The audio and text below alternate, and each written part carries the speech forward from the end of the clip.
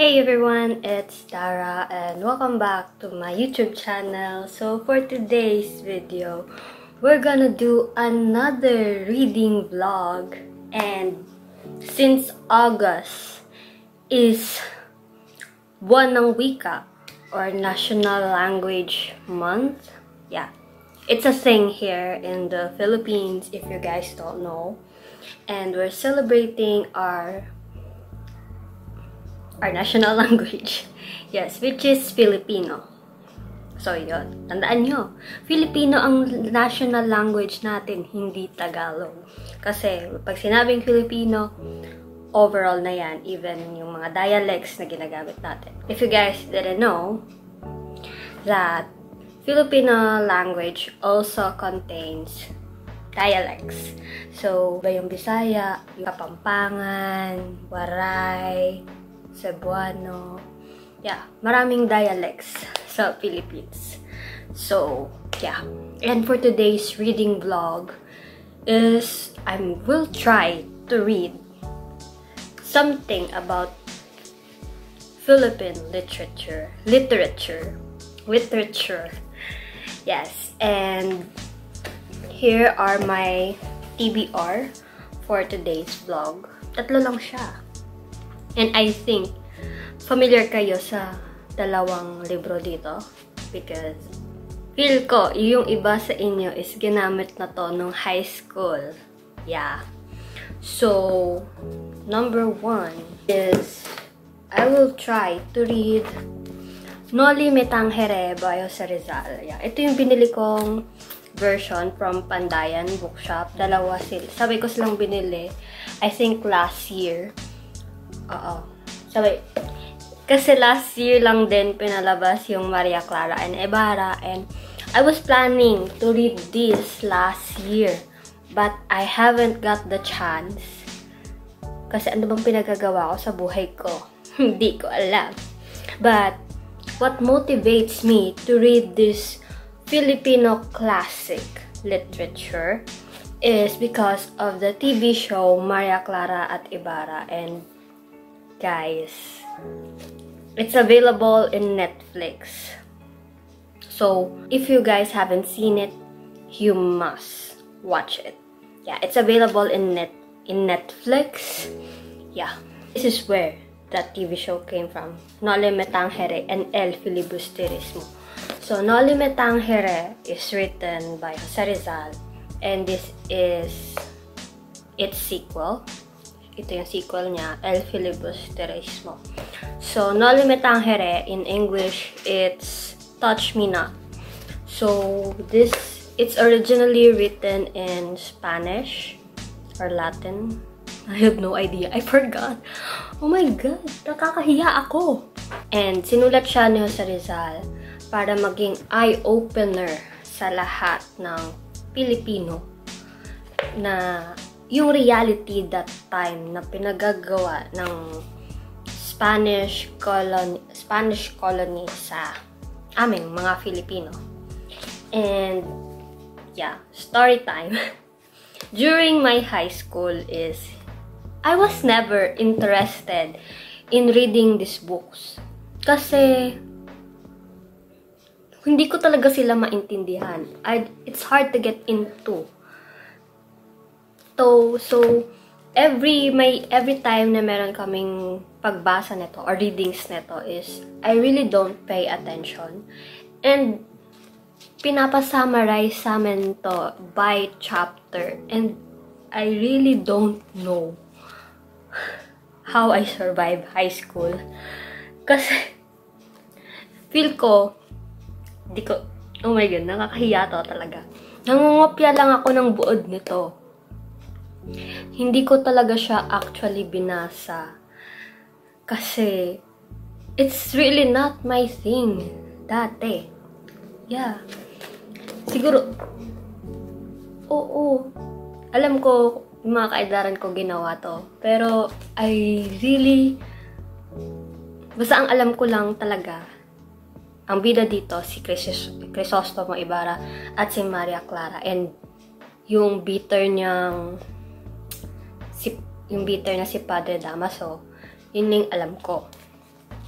But now, I will give it a chance to read this Filipino classic. So, nakailang salin na to siya. Nakailang salin to? Bale, may 3 tagasalin siya. Oo. Sinalin siya ni Teodorica Espinosa, na may PhD in Literature.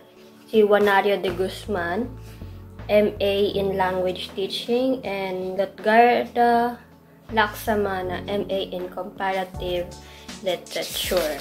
So, ayun. Actually, guys, nasimulan ko na to. And I'm on Kabanata 6. Yeah. So, yan yung intro. Yeah. So, the story started sa isang party.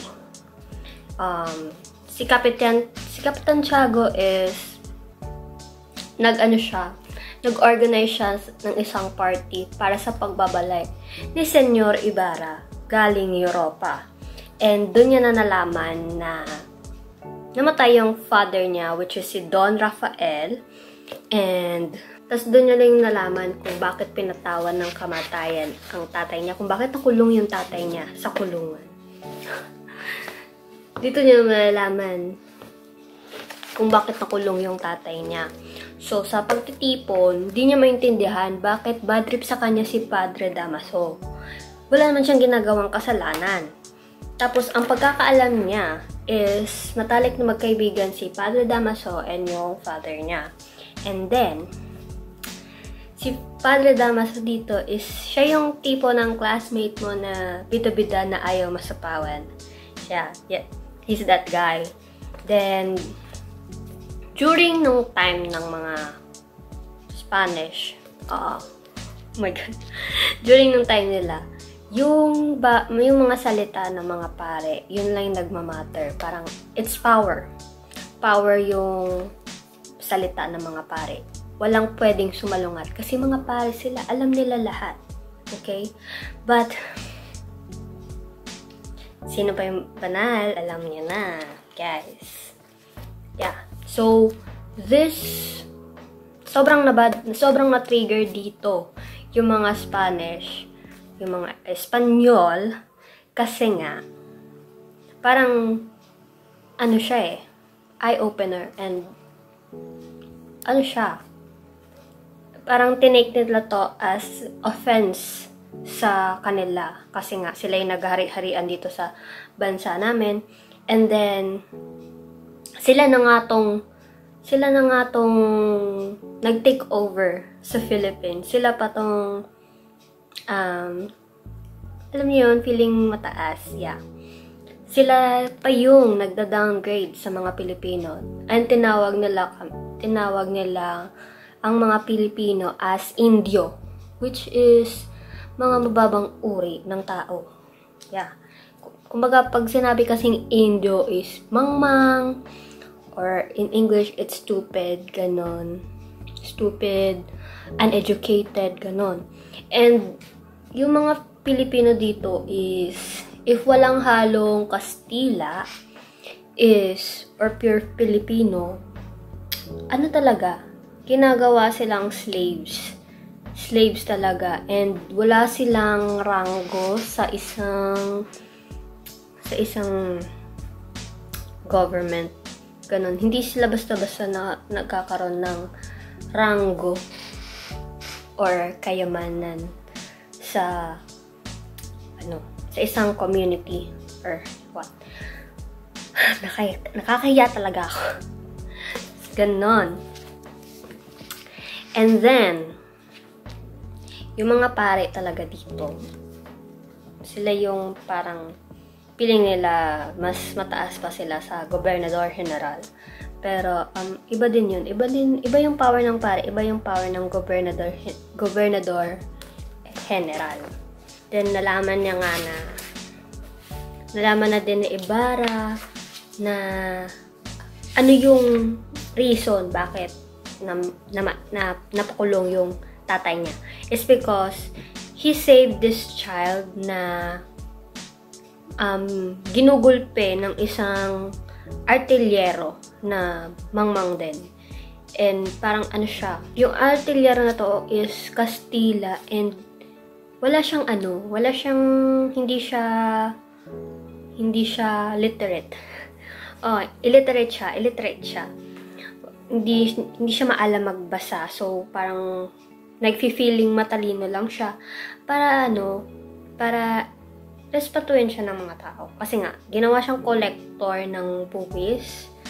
And then, ayun, pinagtatawanan siya kasi parang nahalata nga na wala nga siyang alam. And then, tinukso-tukso siya nitong mga bata. And napikon siya. So, yung isang bata, pinagugulpin niya. And then, nakita yun ni Don Rafael. So, sinave niya yung bata. Tapos, siya pa yung masama. Kasi, nung inaawat niya yung artilyero, nabagok yung ulo ng artilyero, nawala ng balanse, nabagok yung ulo, namatay. So, lahat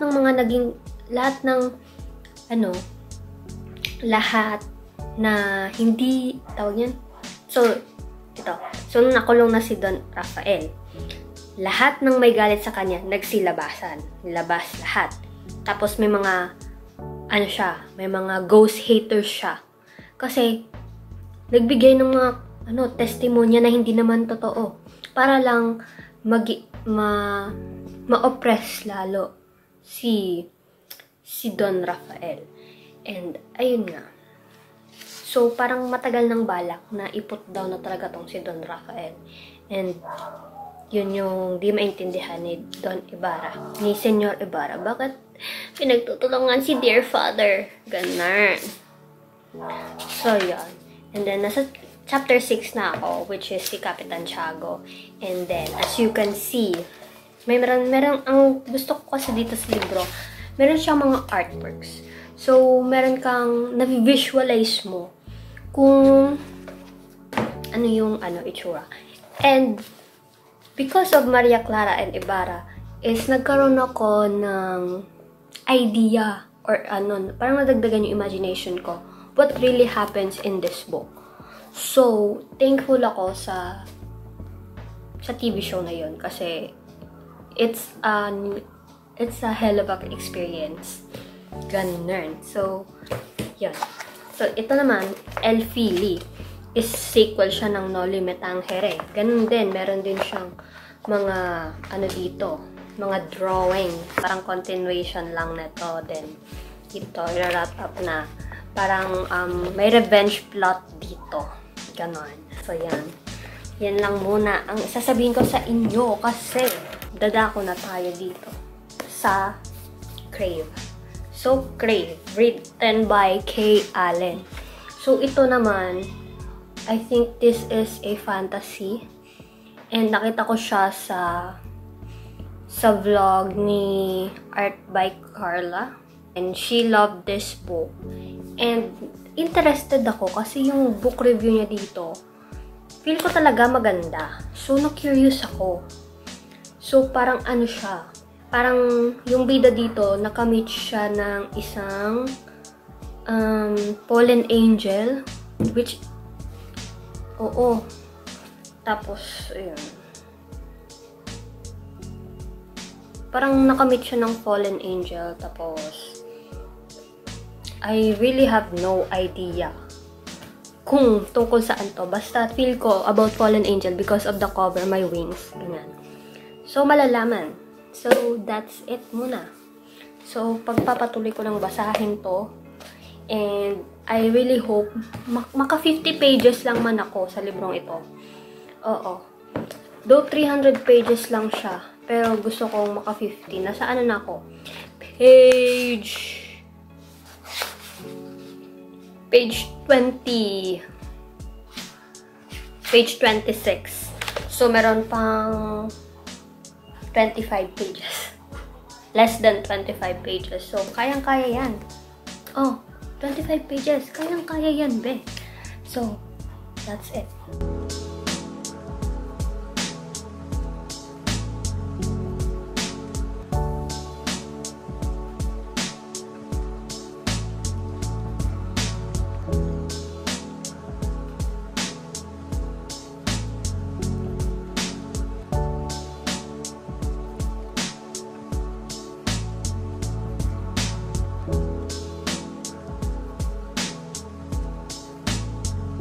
Ayun guys, I did some research, okay? I did some research. So, Rizal wrote Noli Me Tangere when he was in Spain. When he was studying for medicine.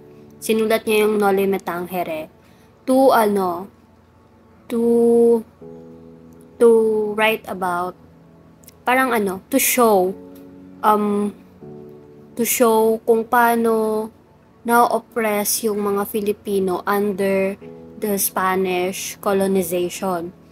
Kung paano abusive yung mga priest and government officials nung panahon nung Spanish colonialization dito sa Philippines. And pinublish niya rin yon doon sa Spain ata.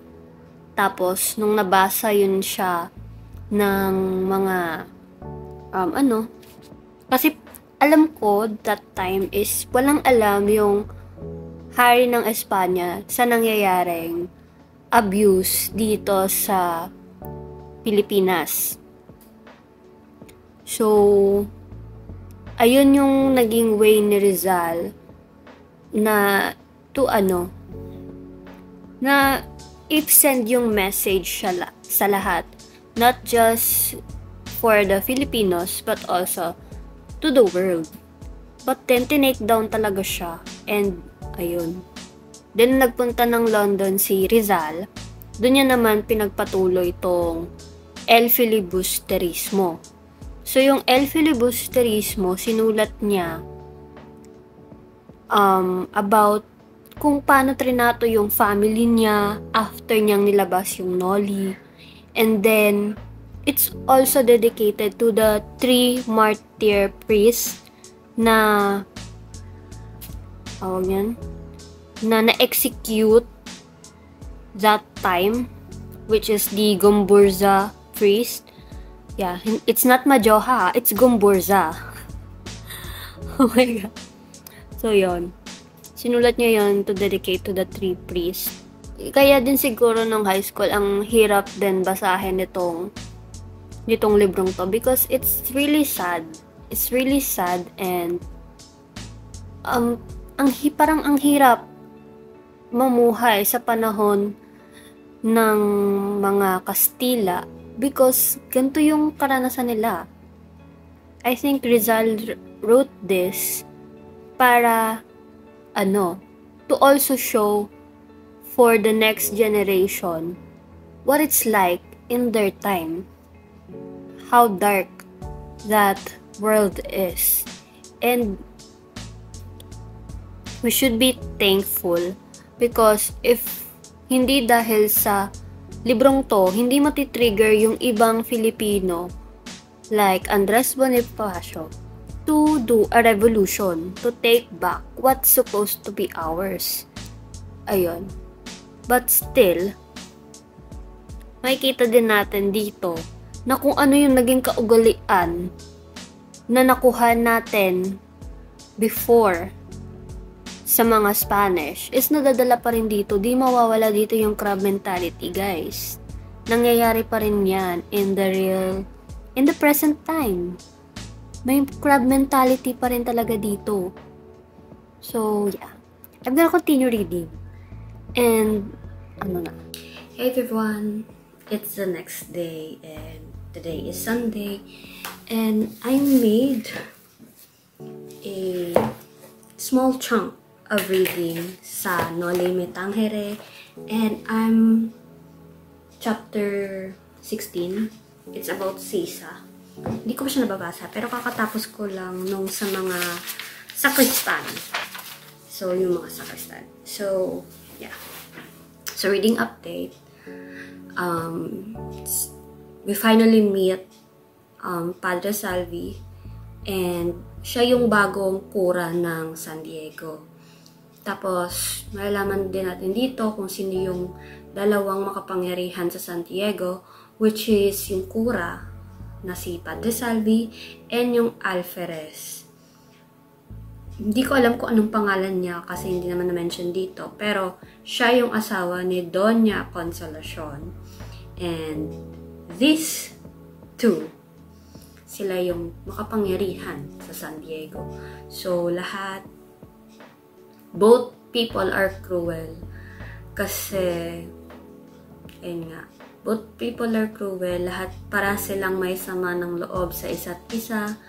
And para silang nagplaplastikan pagkaharap yung isa't isa. Then, we also meet Pilosopong Tasyo. Isa siyang matanda na. And tinatawag din siyang baliw sa storyang ito because he reads a lot of books and sobrang talino niya talaga. And mostly ng matatalino is nalilabel as baliw. And namatay na yung asawa niya and he spends most of his time reading books para lang ma-cover yung grief niya sa asawa niya. And then we also meet the two sacristans, si Basilio and Crispin na inaabuso sa simbahan, inaabuso sa storyang ito. And lagi silang pinagmumulta nitong sakristan mayor. And siya din tong namamalo at nambubugbog sa mga bata. And I think dito na sa part na to, namatay si Crispin because of too much beating o pinapalo. Yeah. Pinabibintangan kasi ng sakristan mayor na nagnakaw si Crispin ng pera, which is not true. Kasi kung ninakaw nga, sanabi nga dito ni Crispin na kung ninakaw niya yung pera is pinambili niya na ng masarap na pagkain at bagong damit yung nanay niya and yung kuya niya. But then, he has to pay the money that he did not took. And it's so sad na during those times is na-experience ito ng kahit na sino. Na kahit na sinong Pilipino under the Spanish colonialization. And most of the priests back then are very abusive and yeah, parang hindi sila parang untouchable sila ng batas because they're priests and yeah, banal sila. And just because banal sila at alagad sila ng Diyos, is hindi sila nagkakasala. But then, they did nasty things. They're abusive. And, if you know the story of Maria Clara, alam nyo kung ano ang nangyari sa kanya. So, it's not something na banal na tao na gagawin. So, yeah. And, nakakatuwa lang kasi binabasa ko siya ngayon is ang dali niya nang i-imagine kasi napanood ko na yung TV show and alam ko na halos yung mga nangyari. But then, reading this, it's still so sad. Alam na yung nangyari kay Crispin, it's really unfair and unhumane. So yeah, now I'm going to chapter 16. Babasahin ko na yung tungkol kay Sisa. And as you can see guys, nag-aalas ako because I'm going to Divisoria. Yeah, kailangan magtitingin ako ng mga polo shirt to use for our org shirt. Magpaprint kami ng shirt. Yeah. Simple lang. Ang gusto ko magpakulay ng buhok. Finally going to meet Sisa. And this is her husband na sabongero na walang ambag sa buhay nila. Yeah, alam mo yun, instead na yung tatay niya yung nagpo-provide sa kanila for food, ang nagtatrabaho pa para sa kanila is yung mga anak nila na si Crispin at Basilio. And wala nang ginawa itong tatay ni Crispin at Basilio kundi magsugal ng perang pinaghihirapan nila. To think na sila pa yung nabubugbog. Tapos, pinasusugal lang na itong tatay nilang palamunin, pabigat. It's just so sad. So, yeah. So, that's it. Lip tint lang ako, guys, kasi mainit. Mainit. Guys, maglalakad tayo sa Divisoria, mainit. Siguro magkikilay na lang din ako.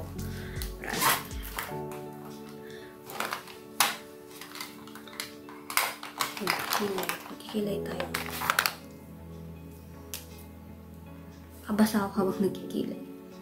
Simple yung kilay ko, guys. And also, in No Limit ang Here pala, tumidilim. Also, in this book, makikita natin yung justice system na ginagawa dito. Parang, gamit na gamit dito yung crab mentality. Kasi, pag nasa angat ka, marami kang kaibigan pag nakaangat ka. But then, the moment na may ginawa kang mali, lahat ng mga kaaway mo at dati mong kaibigan, babaliktad sa'yo. Yeah. Walang ni isa ang magtatanggol sa'yo na hindi, parang hindi mo sila naging kaibigan, parang hindi sila dumalo sa mga party na inorganize mo. Like, lahat nakalimutan yung mga mabuting ginawa mo just because of a one thing na binibintang sa'yo.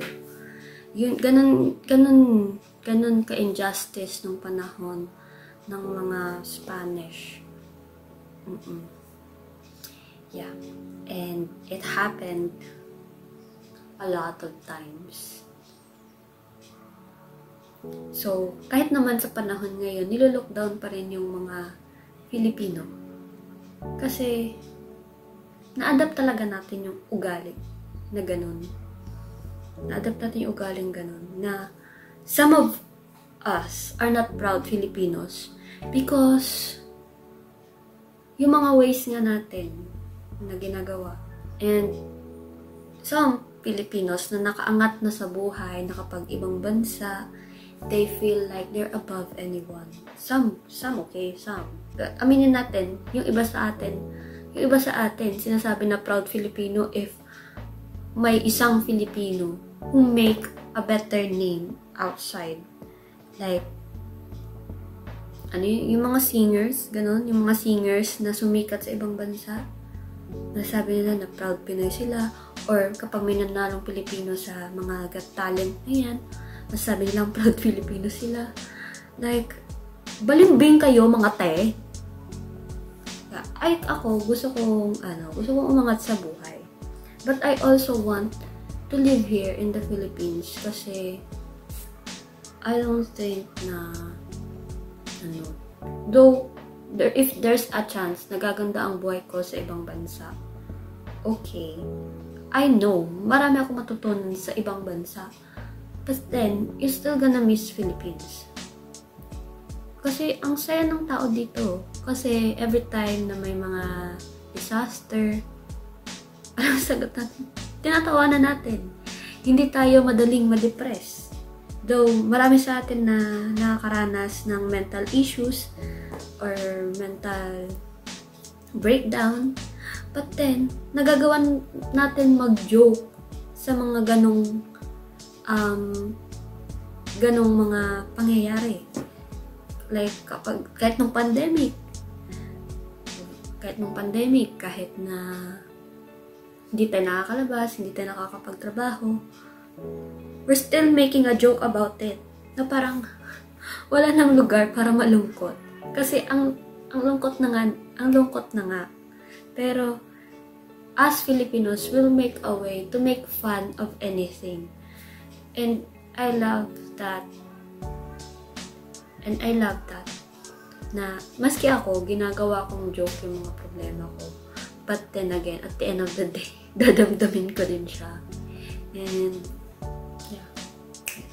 So, I'm just gonna continue mag-ayos kasi aalis na ako. Bye-bye! I'm gonna continue reading later.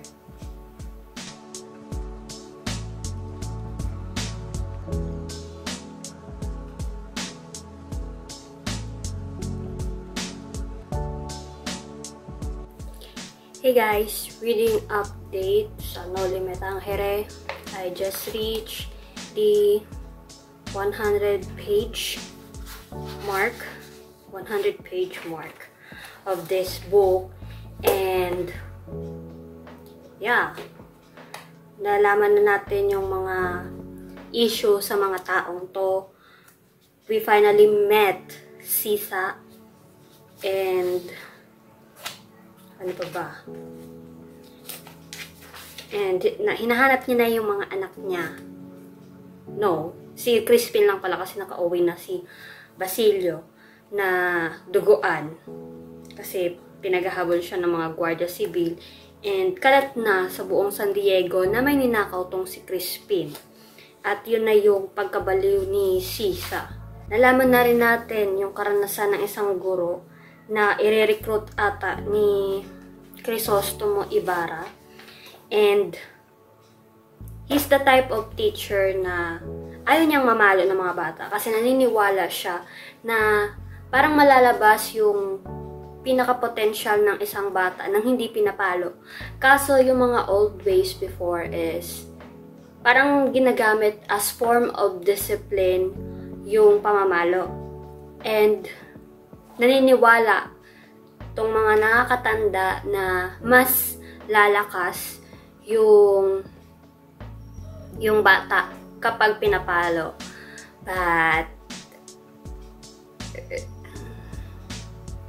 Pero trauma lang yung, sa totoo lang, trauma lang talagang inaabot ng mga bata from the abuser. Kasi pag pinapalo ka, parang lalayo talaga yung loob mo dun sa gumagawanan sa'yo, and maho-form dun yung fear na takot ka magkamali, ganon. Yeah, parang ganon. Maho-form dun yung fear na takot ka magkamali, so you really, maipupush mo yung sarili mo to do better para hindi ka na mapalo. And ayun, to think na mga kura pa o yung mga priest pa yung nagpo-push sa mga teachers and sa mga magulang na kailangan pumalo ng bata to show power. Like, it's really ironic. And then nangyari na yung pulong sa tribunal kung saan may gaganapin kasing piyesta sa San Diego, and pamungunahan ito ng isang alkalde. And yun nga, doon na tayo. Yun na yung 100 pages. And sa totoo lang guys, tinatamad na ako magbasa today. Like, I really don't have the drive to read anything today. But yeah, so I'm gonna take a rest and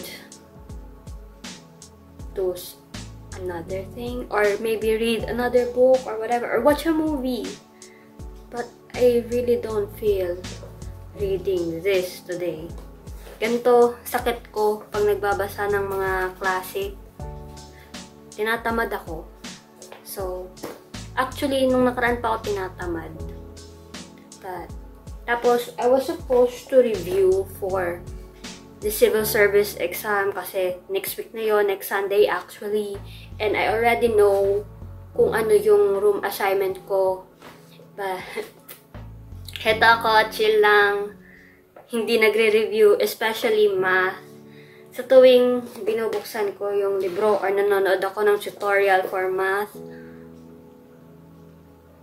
I just don't feel like learning it. Kasi ewan ko guys. Alam ko nagagamit natin yung math sa pang-araw-araw na buhay. Pero magaling lang ako magkwenta ng pera. Pero hindi ako magaling mag-solve ng algebraic expression, ng quadratic, ng time, space, distance, ng ano pa ba? Wala akong alam do. It's hard for me. Okay? Pinilit ko naman. Kaso, tuwing manonood ako ng tutorial, yung utak ko, lumilipad siya. Mas gusto niyang magbasa. Tapos ngayon nagbabasa ako, nagwa-worry ako doon sa reviewer ko. Like, what am I supposed to do with my life? Okay? Sa totoo lang, guys, I'm tired. So yeah, magpapahinga na ako. Hey guys, it's me. Hi, I'm back. And today is Friday and ilang araw na akong hindi nakakapagbigay ng reading update sa inyo. So ngayon, ito yung reading update na hinahanap nyo. I'm on chapter 58. So ilang chapters na lang matatapos ko na ang Noli Me Tangere. So bakit nga ba natagalan ako sa pagbabasa? Kasi ito, may event na naman sa school and foundation month kasi basta foundation month and foundation day na next week, and syempre bilang president ng org, nag-iisip na naman kami ng bagong pakulo this year, and syempre busy ako sa planning, sa mga dapat gawin, sa meetings, ganyan. So, ginagampanan ko yung pagiging presidente ko kahit I want to take a break. But I have to. So, cancel muna yung mga breakdown sessions natin kasi may mga importanteng bagay tayong dapat unahin. And, yeah. So, this year, hindi kami kawawa. But, yeah. Kailangan pa rin i-ano yung mga dapat gawin. And basta it's just so stressful. So, tsaka ko na na-narrate yung ano yung mga nabasa ko, i-wrap up yung mga nabasa ko. Kasi para isang bagsakan na lang. So, tatapusin ko na lang tong ilang chapters na to, ay ilang pages na to. Basta less than 100 na lang to kasi hanggang 300 something lang to, and nasa 289 na ako. So, mabilis na lang to, guys. Kayang-kaya to ngayong gabi. And also, may binili pala ako. Yeah. I buy myself a tumbler. It's from Tieso Favorites. Ganyan siya kalaki, guys. Oo, kasi pangit naman yung stress ka na, dehydrated ka pa. So, I buy myself a mug pa. Kasi, yung dati kong tumbler, bottle kasi siya. So, mahirap siyang linisin sa loob. So, gusto ko yung ganyan para madaling ma-scrub yung loob kasi ang hirap nang wala kang, hindi mo pasok yung kamay mo dun sa bottle. So, hindi mo siya ma-wash off ng maayos, matanggal yung mga lumot-lumot, ganun. So, ayun, bumili na ako ng ganyan para madali siyang linisin, ganun. So, yeah. And mahirap linisin kasi yung bottle dito sa office kasi wala akong dinalang utensils. Ganun. So, lagi siyang naiiwan dito. So, I buy myself a tumbler mug na malaki. And it's a good purchase. Ngayon, itatesting ko siya kung gaano katagal niya ma-hold yung lamig ng tubig. So, tonight, it's nasa 8 p.m. Check natin bukas kung malamig pa rin yung tubig dyan. Kasi kung hindi pa rin malamig yung tubig dyan, peke yan. So, yeah. And may straw din yan. Kaso hindi ko nilagay kasi medyo mahaba yung straw. So, isusuksok ko lang yung straw pag iinom na ako. So, yan. Yun lang yung update. So, yeah. Magbabasa na ako.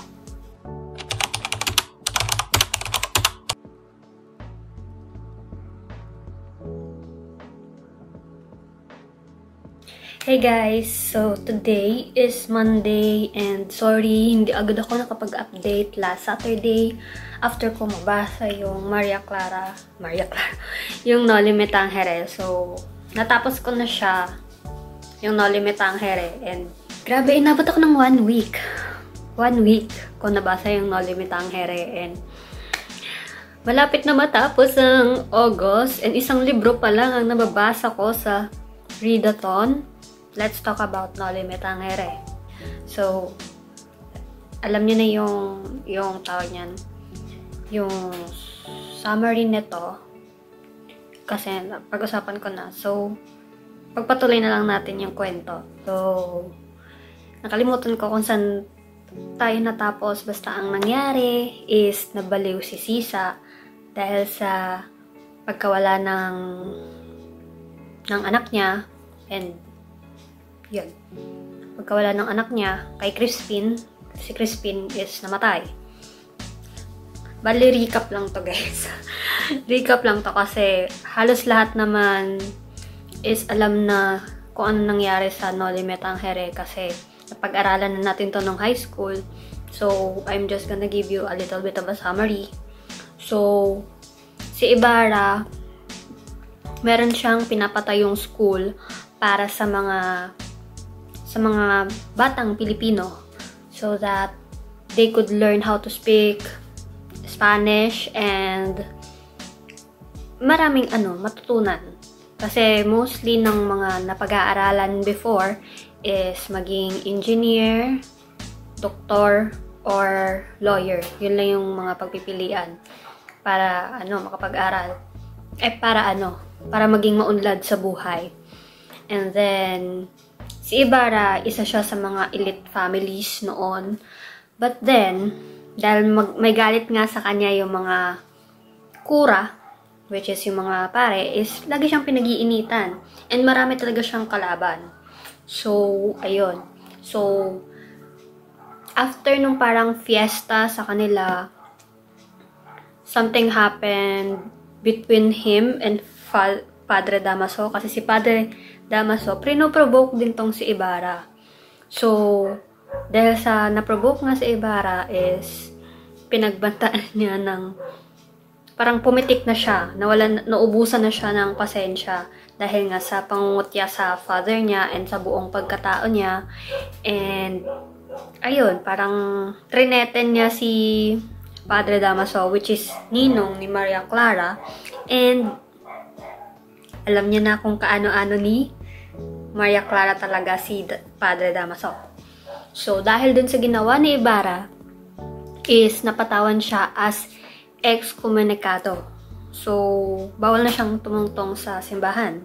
So, parang, ayun. Tapos lahat ng mga kaibigan niya, lahat ng mga naging kakampi niya, is pinagdadakip ng mga Guardia Civil, and yung iba doon is namatay dahil sa panlatigo and panggugulpi ng mga Guardia Civil. So, ganun ka injustice yung mga taong namumuno before na sobrang sila sa power kahit hindi makatarungan. So, ayun. Then, bukod doon, we all know Padre Salvi.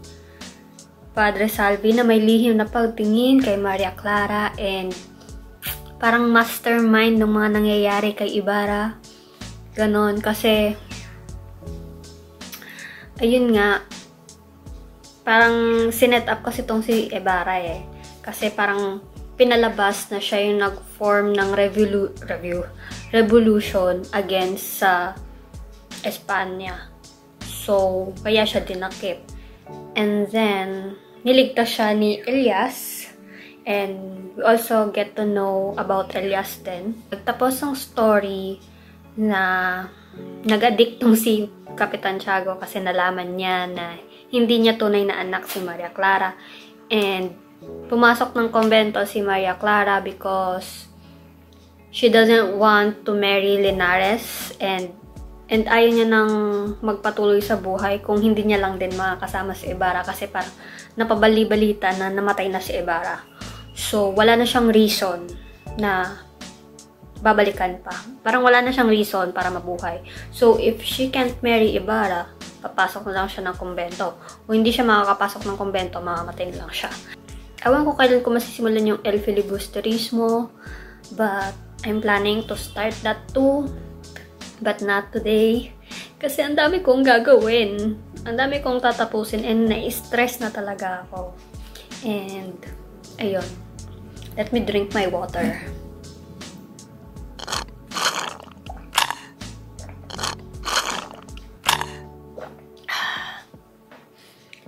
And also guys, may bagong dating na books. Actually, isa lang. Isa lang yung bagong dating. In-order ko to last year. Pero ngayon lang dumating. Like, oh my God, bakit ngayon lang? And I really love this book. It's Pride and Prejudice by Jane Austen. Actually, sinalo ko lang to last year. Not actually last year. Last year pa. So, grabe. Grabe yung pasabay. So, yun.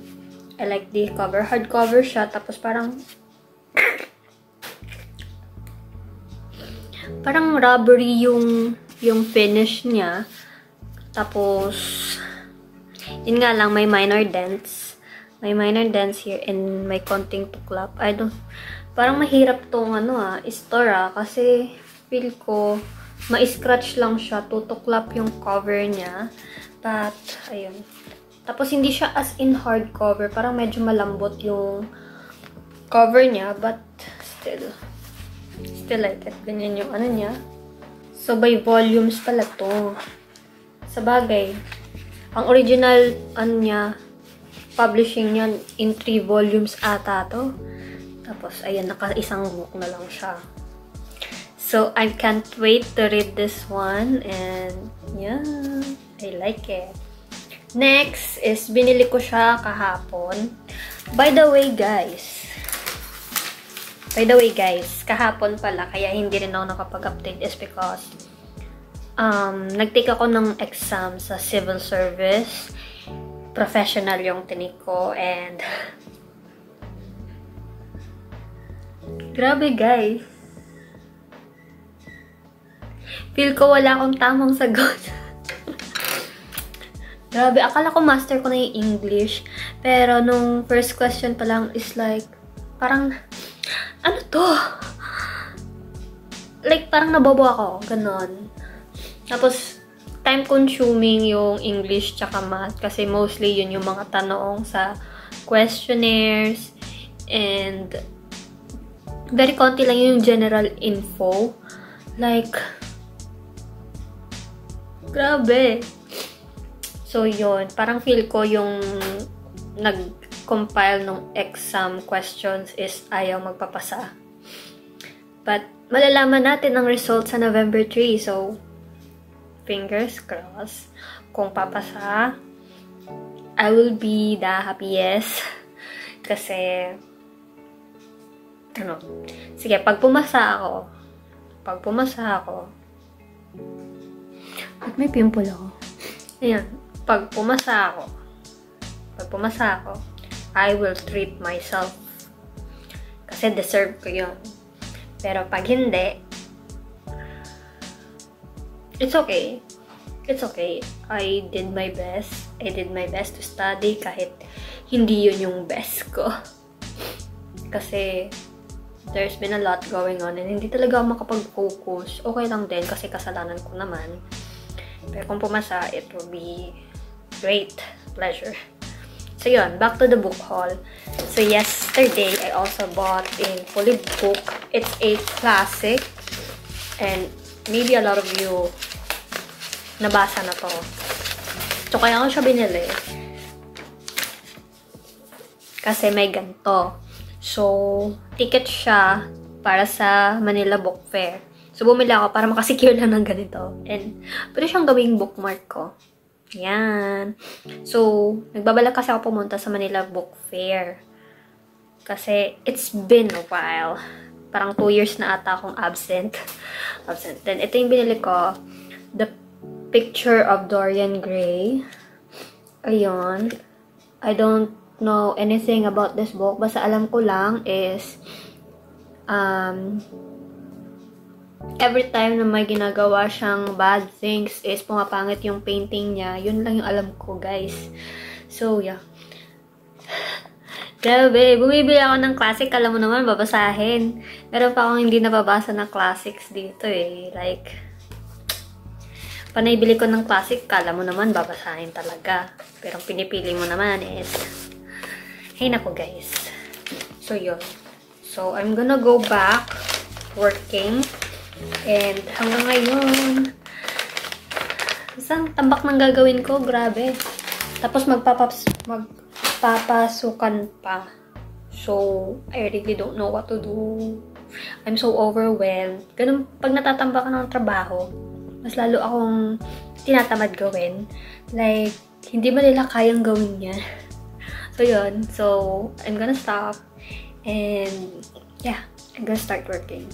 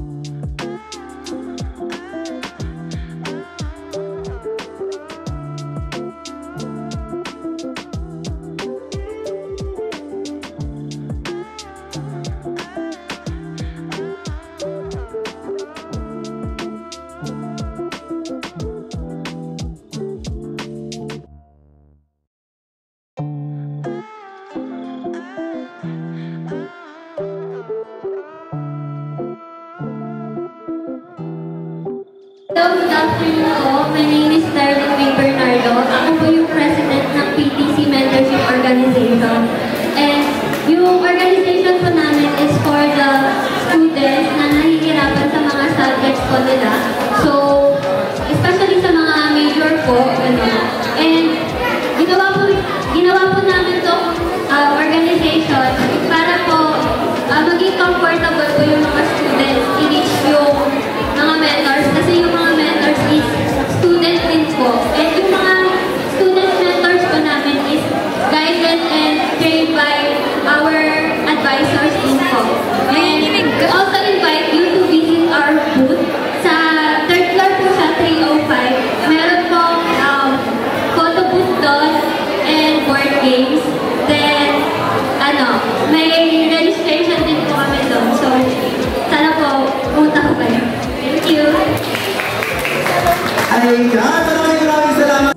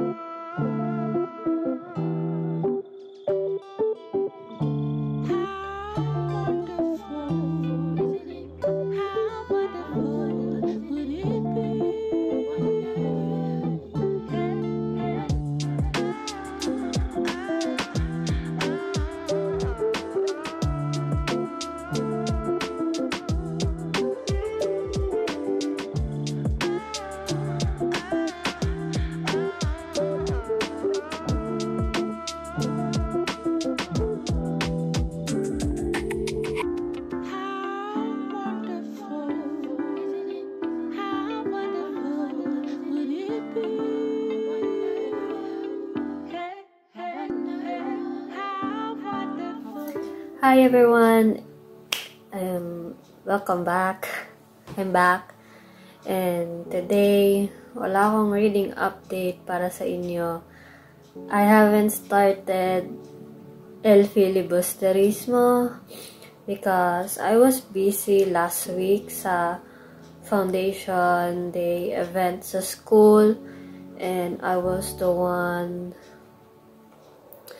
in charge preparing for our booth dun sa event na yon, and I feel really tired na to read. So I guess na yung Filipino literature readathon na to is a fail because I only read one book. And now, I'm sick. Yes. Actually, kahapon nilalagnat ako. And sinisipon. I had a runny nose. And iba talaga yung sama ng pakiramdam kapag may runny nose. And I think until today is parang nabibingi pa ako, ganon. So, I'm really not feeling well. Yun.